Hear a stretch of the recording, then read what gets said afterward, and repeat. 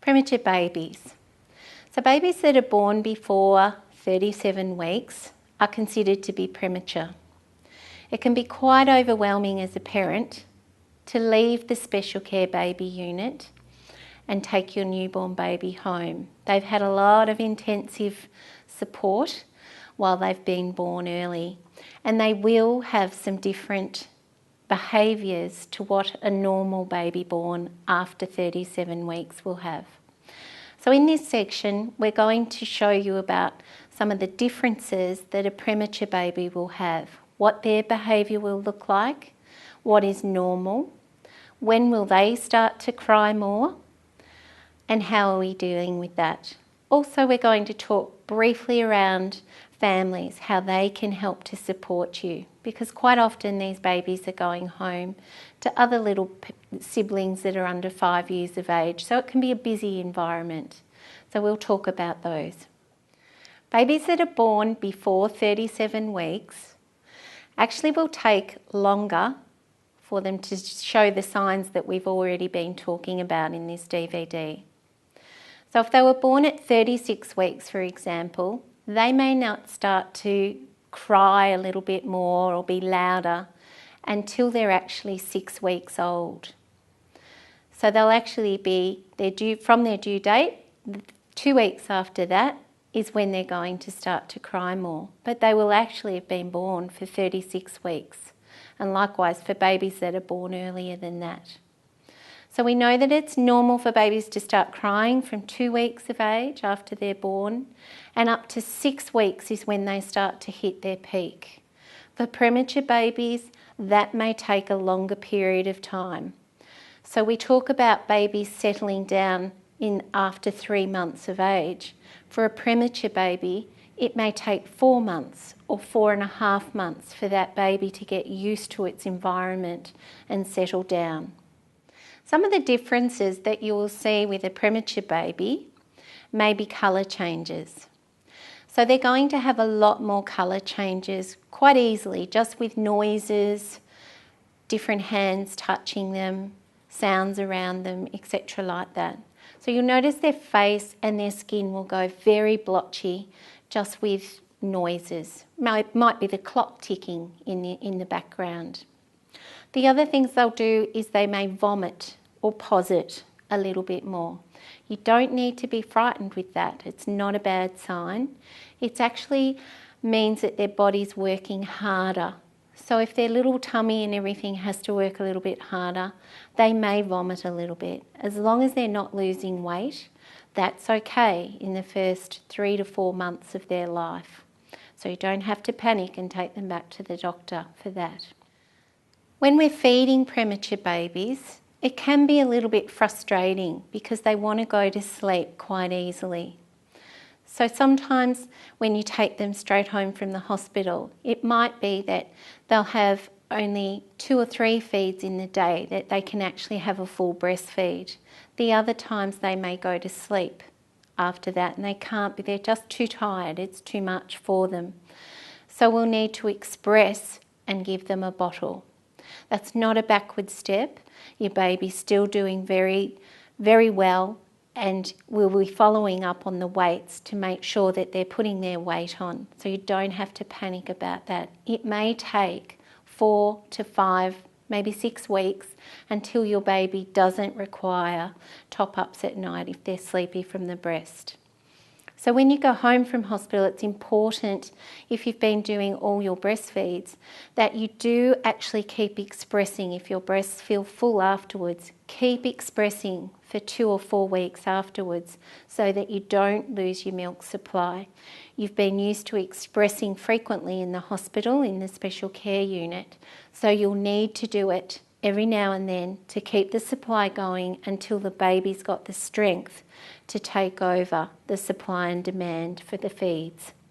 Throughout the DVD, we've been talking about signs of when to play with your baby and engage and interact with your baby. For premature babies, it's a little bit different. It will take you longer until those signs will start to show. They won't be able to do as much interaction as what you can with a full-term baby.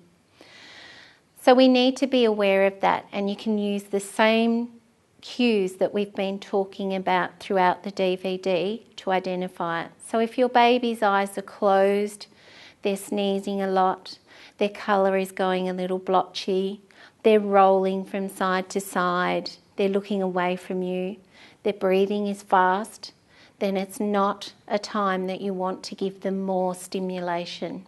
So we actually need to reduce that. Likewise, if you're going home to a family with another couple of toddlers running around, or you've got kids to drop off at school or places like that, you need to be mindful that this baby that's born before 37 weeks won't be able to handle a lot of that stimulation. It may affect their feeding. They may start to vomit more.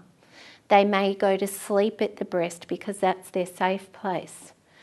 And their weight may not go on. So if that's the case, we'll actually decrease the stimulation. Or if you've got school drop-off, it may be that you give them a top-up in the first weeks after that when you've done the school drop-off, so that they're actually able to sustain the calories that you give them. If you're finding that you're really busy and doing lots of running around and appointments after you've taken your baby home, be really mindful that the baby may not feed as well as what it has been. So it may not be able to take all its feeds from the breast. And in that situation, if you're doing lots of running around and it's going to sleep for you at the breast, those are the times where you may find you need to express and give a feed in the bottle. Premature babies will actually do what we call non-nutritive sucking. So because they get overstimulated with very, very easily and very quickly, non-nutritive sucking, like we've explained before, is the sucking technique they use to reorganise their body. So it's like if they've lost control, they need to suck to reorganise their body, and what do I move next and what do I do next. So they have a greater need to actually suck on a dummy or a bottle or a breast. So it's okay if you're spending a lot of time with your baby at the breast doing frequent feeds for that non-nutritive. It will actually help them to gain their weight better rather than leaving them and letting them get more distressed. I just want to show you some of the actions that your baby will do, and you'll see them in special care, more so when you actually go to do a nappy change or actually bath your baby. It can be quite a noisy environment, as you all know, with lots of machines bipping and bopping and going off in the nursery. So by simply putting your hands over your baby's chest, like so, and holding them there, and lowering your voice, speak in a softer tone and calmly, that will help your baby just regulate and calm down. You'll notice when you undress them for their bath that they'll actually do this mechanism where they roll quite a lot from side to side. They'll just keep rolling. It looks cute, but that's actually the baby saying, I don't know where I am. So again, put your hands over the baby and allow them to roll and talk to them. You might put your hands at their feet, calm them down, and they'll stop their rolling. They may sneeze at that time as well, and their skin will go very red and blotchy, which is frightening in the special care. But that's your baby showing you the signs that I've just had enough. I don't know where I am, Mum. So let me know by putting your hands over there before you start the bath.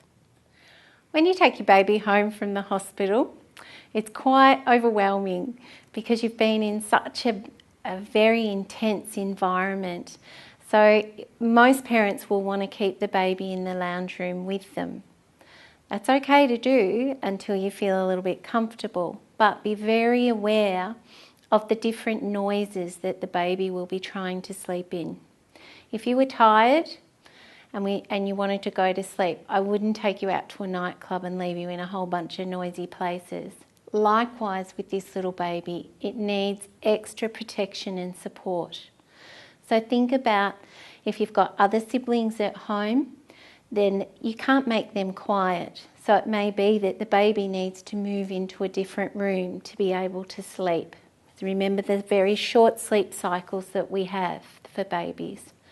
Also the noise of the TV, the telephones going, the kitchen noise going, the laundry going.